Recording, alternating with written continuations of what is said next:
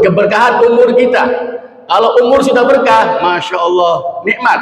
Imam Bukhari itu umurnya 65 tahun meninggal, tapi Masya Allah hafal 100.000 hadis, mengarang kitab ratusan ribu hadis dia hafal. Imam Syafi'i meninggal umur 54, tapi Masya Allah menjadi imam madhab, karangannya banyak, Ar-Risalah, diterima oleh seluruh dunia. Keberkahan. Kita umur 54 belum bisa apa-apa buat umat ini, beliau sudah berjasa buat umat Islam sedunia. Imam Nawawi rahmatullahi alaih yang ngarang Riyadhus Shalihin, Syarah Nawawi, hadis arba'in, umur 48 meninggal, tapi Masya Allah 48 tahun sudah berjasa buat umat. Kitabnya, puluhan kitab beliau dibaca oleh kaum muslimin seluruh dunia. Ini keberkahan umur. Bahkan yang lebih ajib lagi, Sa'ad bin Ma'an, seorang sahabat, meninggal umur 36 tahun, 37 tahun. Dia masuk Islam 31, meninggal 36, 37, ya antara 6 tahun masuk Islam. Tapi 6 tahun masuk Islam, Masya Allah, Rasul mengatakan, ihtazzal arsyu limauti Sa'ad bin Ma'an.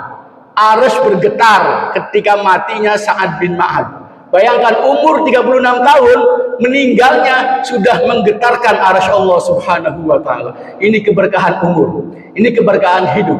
Maka kalau ingin hidup berkah, umur berkah, carilah keberkahan-keberkahan. Sering-seringlah tabarruk, ngalap barokah. Ngalap berkah itu banyak, tempat berkah, Masjidil Haram, Masjid Nabawi, Masjid Aqsa, banyak tempat barokah. Arafah, waktu-waktu barokah banyak. Sesuatu yang barokah pun banyak, air zam-zam berkah, zaitun berkah, dan yang paling mudah di bulan Ramadan, makan sahur. Itu setiap pagi, setiap malam ada yang namanya makan sahur. Mudah, kita bangun di waktu sahur, maka apa? Kita insya Allah mendapatkan barokah daripada Allah subhanahu wa ta'ala. Assalamualaikum warahmatullahi wabarakatuh. Alhamdulillah wa kafa, wassalatu wassalamu ala nabiyyi mustafa wa ala alihi wa sahbihi ahli sidqi wal wafa. Amma ba'd. Hadirin jemaah salat subuh yang dirahmati Allah subhanahu wa ta'ala. Alhamdulillah kita memasuki hari yang kelima, dan alhamdulillah kita masih bisa melaksanakan puasa di bulan Ramadan ini. Di bulan Ramadan adalah bulan yang penuh dengan barokah. Setiap waktunya adalah barokah, bahkan setiap amalannya adalah barokah. Puasa itu barokah, tarawih juga barokah, baca Quran barokah, sedekah barokah, ngasih iftar pun barokah. Semua amal-amal soleh adalah barokah. Hatta di bulan Ramadan ini makannya saja adalah barokah. Jadi makan sahur itu merupakan barokah. Banyak hadis-hadis dari Nabi yang mengatakan sahur itu adalah barokah. Tasaharu fa inna fis sahuri barokah. Makan sahurlah kalian karena sahur itu barokah. Apa itu barokah? Barokah adalah tambahan kebaikan, tambahan pahala daripada Allah subhanahu wa ta'ala. Maka seorang boleh dia tabarukan, ngalap berkah, mencari berkah boleh. Banyak tempat-tempat yang barokah, waktu-waktu yang barokah, sesuatu yang barokah. Dan paling mudah di bulan Ramadan, makan sahur itu pun barokah. Dan tiap hari adanya makan sahur. Di mana keberkahan sahur? Keberkahan sahur diantaranya adalah dengan kita makan sahur, maka kita itu telah melaksanakan sunnah baginda Nabi Muhammad SAW. Karena beliau mencontohkannya, beliau pun mengatakannya, menganjurkannya, bahkan mengajak umatnya agar supaya makan sahur. Dengan makan sahur kita telah menghidupkan sunnah baginda Rasulullah SAW. Dan Allah mengatakan wa in tuti'uhu tahtadu. Kalau kalian taat sama Nabi, maka kalian akan dapat hidayah daripada Allah subhanahu wa ta'ala. Bahkan Rasulullah SAW mengatakan man ahya sunnati faqad ahabbani wa man ahabbani kana ma'i fil jannah. Orang yang menghidupkan sunnahku berarti dia cinta kepadaku. Kalau orang cinta kepadaku, kata Nabi, maka dia akan bersamaku di surga Allah subhanahu wa ta'ala. Belum lagi beliau mengatakan setiap umatku pasti akan masuk surga kecuali yang nggak mau. Sahabat nanya Rasulullah, siapakah orang yang nggak mau masuk surga? Maka Rasul mengatakan, man ata'ani dakhalal jannah wa man asani faqad aba. Orang yang taat kepadaku dialah orang yang masuk surga, tetapi orang yang durhaka sama aku dialah orang yang tidak mau masuk surga. Maka dengan menghidupkan makan sahur, dengan kita melakukan makan sahur, kita telah menghidupkan satu sunnah baginda Rasulullah SAW, dan jaminannya dapat hidayah dari Allah, dapat kecintaan Allah, dapat ampunan daripada Allah, bahkan dapat surganya Allah Subhanahu wa Ta'ala. Yang kedua, keberkahan sahur adalah dengan makan sahur kita telah mengikuti ajaran semua para nabi, karena semua para nabi itu makan sahur. Rasulullah mengatakan, kami para nabi diperintahkan untuk menyegerakan berbuka puasa dan mengakhirkan sahur. Jadi para nabi semua makan sahur. Dengan kita makan sahur, maka kita telah mengikuti perbuatan para nabi dan para rasul alaihi wassalatu wassalam. Dan ini kita minta hari-hari.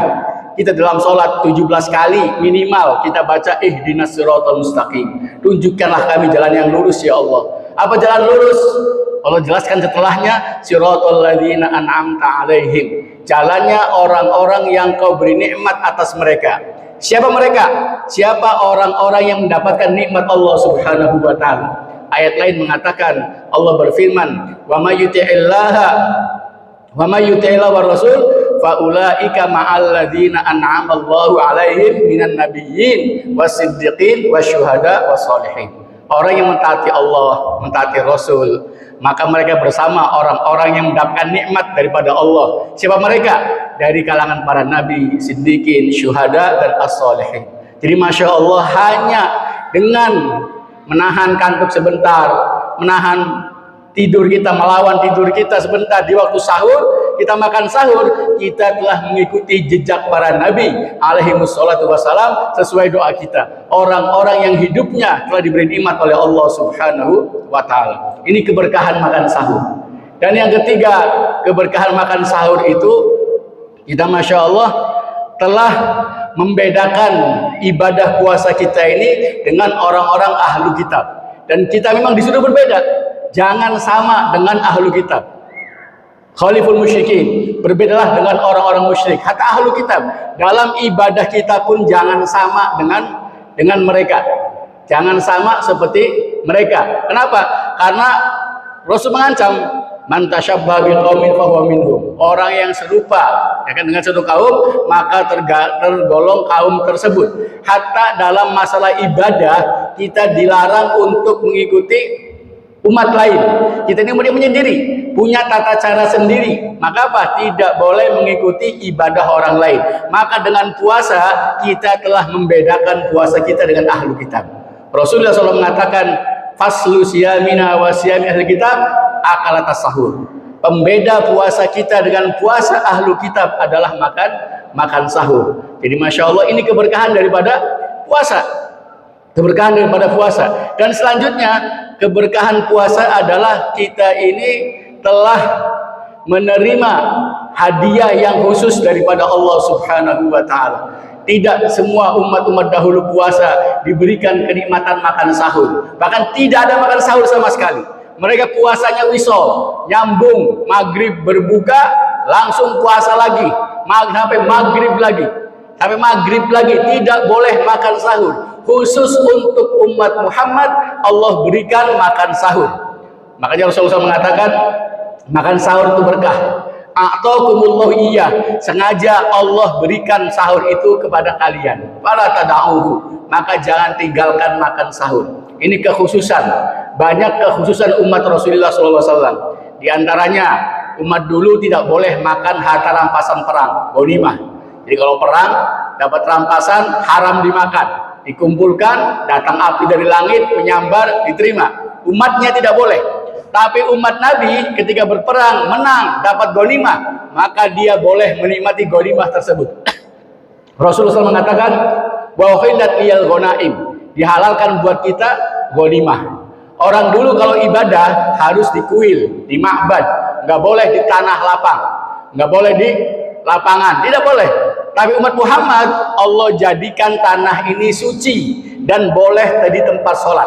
Kalau nggak ada air, boleh ganti dengan tayamum. Dan dimanapun umat Islam mendapati waktu sholat, dia sholat pun walaupun di tanah, mau padang pasir, mau hutan, mau apa saja, bukan masjid, maka apa? Maka dibolehkan. Kenapa? Semua tanah adalah masjid. Semua tanah adalah masjid, kecuali kuburan dan kamar mandi. Tidak boleh dipakai sholat. Tapi apa? Tapi kalau untuk tempat mana saja, maka apa? Suci dan boleh dijadikan tempat sholat. Ini kekhususan umat Muhammad SAW. Di antaranya makan sahur. Jadi umat-umat dahulu banyak yang berpuasa, tapi mereka tidak dikasih nikmat makan sahur. Makan sahur hanya Allah berikan khusus kepada umat baginda Muhammad SAW. Jadi masya Allah kalau kita makan sahur, benar-benar kita ini menerima hadiah khusus daripada Allah Subhanahu wa taala yang sengaja Allah berikan kepada umat Muhammad sallallahu alaihi wasallam, umat yang barokah. Dan selanjutnya dengan makan sahur juga yang kelima, kita ini telah mengikuti jejak orang-orang soleh sebelum kita.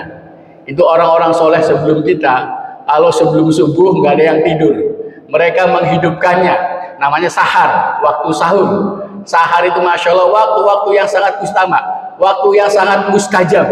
Bahkan setiap malam Allah turun ke langit dunia, Allah mengatakan hal min sa'il, adakah yang minta, adakah yang berdoa, adakah yang mohon ampun, saya akan ampuni, saya akan beri, saya akan kabulkan. Ini janji Allah Subhanahu wa taala. Maka orang-orang soleh terdahulu, orang-orang yang bertakwa, selalu menghidupkan waktu sahur, selalu bangun di waktu sahur. Bahkan ciri orang-orang bertakwa menghidupkan waktu sahur. Innal muttaqina fi jannati wa uyun. Kata Allah, orang-orang yang bertakwa itu di surga, di tempat mata air surga. Sifatnya apa? Di antara sifatnya orang yang bertakwa yang menjadi ahli surga adalah kanu qalilan minal laili ma yahja'un. Mereka sedikit sekali tidur di malam hari. Wabil ashari hum yastaghfirun. Dan di waktu sahur mereka beristighfar, mohon ampun kepada Allah Subhanahu wa taala. Dengan makan sahur, makanya jangan hanya makan saja. Bangun waktu sahur, gunakan buat ibadah, istighfar, mohon ampun kepada Allah Subhanahu wa taala. Astagfirullah, astagfirullah, astagfirullah. Bahkan tambahkan lebih bagus. Allahumma gfirli walil mu'minin wal mu'minat. Ya Allah, ampuni dosaku dan mukmin laki dan mukmin perempuan. Kenapa? Karena Rasul mengatakan, siapa yang memohon ampun untuk mukmin laki dan mukmin perempuan, maka baginya satu kebaikan setiap mukmin laki dan mukmin perempuan. Berapa jumlah orang yang beriman di dunia, yang masih hidup, yang sudah mati, laki mau perempuan, berapa jumlahnya? Enggak terhitung, miliaran, bahkan triliunan. Dengan membaca Allahumma gfirli walil mu'minina wal mu'minat, kita dapatkan semua kebaikan orang beriman dari sejak zaman Nabi Adam sampai sekarang ini. Dengan hanya mengatakan astagfirullah lil mu'minina wal mu'minat. Mohon ampun buat kita, buat orang mukmin laki maupun mukmin perempuan yang hidup maupun yang sudah mati. Ini amalannya orang-orang soleh. Orang-orang soleh menghidupkan waktu sahurnya, dipakai untuk berdoa, beristighfar, atau baca Quran pun tidak masalah, termasuk sunnah juga. Baca Quran yang paling afdol, kata para ulama, itu di waktu sahur, sebelum subuh. Ya ayyuhal muzammil qumil laila illa qalila nisfahu aw inqus minhu qalila aw zid alaih warattilil qur'ana tartila. Bangunlah di malam hari, kalau bisa semuanya, separohnya, kan, atau kurangi dikit, atau tambah dikit, dan bacalah Al-Quran. Baca Quran yang paling berkesan, berpengaruh, itu di waktu sahur. Di waktu sahur, baca Quran, istighfar, berdoa sama Allah Subhanahu wa ta'ala. Dan selanjutnya, ini keberkahan puasa. Masya Allah, keberkahan puasa, kita itu mendapatkan sholawat Allah. Allah dan malaikatnya bersolawat kepada orang-orang yang makan sahur. Sholawat Allah adalah Allah memuji mereka, Allah berikan rahmat, Allah berikan barokah. Dan sholawat malaikat kepada kita, malaikat memohonkan ampun buat kita. Bayangkan, malaikat memohonkan ampun buat orang yang makan sahur. Sayang kalau kita tidak makan sahur, tidak mendapatkan sholawat Allah, tidak mendapatkan doa ampunan dari para malaikat. Dan yang terakhir, masya Allah, dengan kita ini makan sahur, maka apa? Kita ini yang akan menjadi kuat telah menerima kasih sayang Allah Subhanahu wa taala. Dengan sahur, insya Allah puasa kita akan lebih tahan. Kenapa? Karena diisi. Karena kita makan dulu sebelumnya, ada kekuatan. Ini kemurahan daripada Allah Subhanahu wa taala. Bayangkan kalau kita sekarang kayak umat dahulu, disuruh wisol, puasa nyambung, ya kan, maghrib ke maghrib lagi, baru makan lagi. Bayangkan, 24 jam rasa, ya kan? Ya kecuali Rasul wisol, ini kekhususan beliau. Pernah Rasul nggak berbuka puasa, nyambung puasanya. Ketika ditanya, beliau menjawab, kalau saya itu dikasih makan, dikasih minum sama Allah Subhanahu wa taala. Kalau kalian nggak mungkin kuat. Karena kekhususan Rasul. Untuk Rasul, walaupun wisol boleh. Kenapa? Dia dikasih makan dan minum oleh Allah Subhanahu wa taala. Lah kita boro-boro dikasih makan sama Allah, ya kan? Bahkan gak bakal kuat. Maka apa? Kemurahan Allah, kita boleh makan sahur. Boleh makan sahur. Ini betul-betul rahmat kasih sayang daripada Allah Subhanahu wa taala. Bayangkan kalau nggak makan sahur, lemes. Apalagi yang kerja berat, lemes. Sedangkan Rasul melarang la doror wala diror. Tidak boleh kita ini melakukan hal-hal yang bahaya. Bahaya buat diri kita, berbahaya pada orang lain. Dan tidak boleh kita mempersulit diri kita. Wa man syaqqa syaqallahu alaih. Orang yang mempersulit dirinya, Allah persulit atasnya. Jadi dengan makan sahur ini betul-betul kemurahan kasih sayang Allah Subhanahu wa taala kepada kita. Maka Masya Allah, dengan kita makan sahur banyak sekali keberkahan Allah Subhanahu wa taala, banyak sekali kebaikan daripada Allah, banyak sekali pahala daripada Allah Subhanahu wa taala. Maka jangan tinggalkan makan sahur. Sampai Rasul mengatakan walaupun hanya seteguk air, jangan tinggalkan mengambil kesunahannya. Ngambil kesunahannya, kita ada makan minum di waktu sahur walaupun seteguk air. Walaupun sebaik-baik sahur orang beriman, ya Pak, nikmat sahur mukmin at-tamar. Sebaik-baik sahurnya orang beriman itu adalah tamar, korma. Kormanya pun barokah lagi. Korma pun buah yang barokah. Tin, Masya Allah, zaitun, itu buah-buah yang barokah. Jadi kita makan sahur dengan buah yang barokah. Walaupun yang lainnya pun tidak ada masalah. Insya Allah kalau keberkahan, kalau kita hidup ini berkah, sahur berkah, makannya pun berkah, maka hidup pun akan berkah. Ini yang kita cari dalam keberkahan. Terutama keberkahan dalam hidup kita. Supaya hidup kita berkah, ya minimal jangan tinggalkan makan sahur. Keberkahan umur kita. Kalau umur sudah berkah, Masya Allah, nikmat. Imam Bukhari itu umurnya 65 tahun meninggal, tapi Masya Allah hafal 100.000 hadis, mengarang kitab ratusan ribu hadis dia hafal. Imam Syafi'i meninggal umur 54, tapi Masya Allah menjadi imam madhab, karangannya banyak, Ar-Risalah, diterima oleh seluruh dunia. Keberkahan.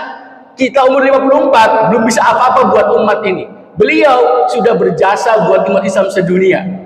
Imam Nawawi rahmatullahi alaih yang ngarang Riyadhus Shalihin, Syarah Nawawi, hadis arba'in, umur 48 meninggal. Tapi Masya Allah 48 tahun sudah berjasa buat umat. Kitabnya, puluhan kitab beliau dibaca oleh kaum muslimin seluruh dunia. Ini keberkahan umur. Bahkan yang lebih ajib lagi, Sa'ad bin Ma'ad, seorang sahabat, meninggal umur 36 tahun, 37 tahun. Dia masuk Islam 31. Meninggal 36, 37, ya antara 6 tahun masuk Islam. Tapi 6 tahun masuk Islam, Masya Allah, Rasul mengatakan ihtazzal arsyu limauti Sa'ad bin Ma'ad. Arsy bergetar ketika matinya Sa'ad bin Ma'ad. Bayangkan umur 36 tahun meninggalnya sudah menggetarkan arsy Allah Subhanahu wa taala. Ini keberkahan umur. Ini keberkahan hidup. Maka kalau ingin hidup berkah, umur berkah, carilah keberkahan-keberkahan. Sering-seringlah tabarruk, ngalap barokah. Ngalap berkah itu banyak, tempat berkah, Masjidil Haram, Masjid Nabawi, Masjid Aqsa, banyak tempat barokah. Arafah, waktu-waktu barokah banyak. Sesuatu yang barokah pun banyak, air zam-zam berkah, zaitun berkah, dan yang paling mudah di bulan Ramadan makan sahur. Itu setiap pagi, setiap malam ada yang namanya makan sahur. Mudah, kita bangun di waktu sahur, maka kita insya Allah mendapatkan barokah daripada Allah Subhanahu wa taala. Semoga Allah Subhanahu wa taala berikan taufik kepada kita untuk bisa menghidupkan sunnah ini. Jangan remehkan, saya kuat, nggak usah makan sahur. Bukan masalah kuatnya, kita ingin menghidupkan sunnah Nabi dan sunnahnya para nabi, dan juga ini kebiasaan orang-orang soleh. Wallahu ta'ala alam. Wallahu muwaffiq ila thoriq. Wassalamualaikum warahmatullahi wabarakatuh.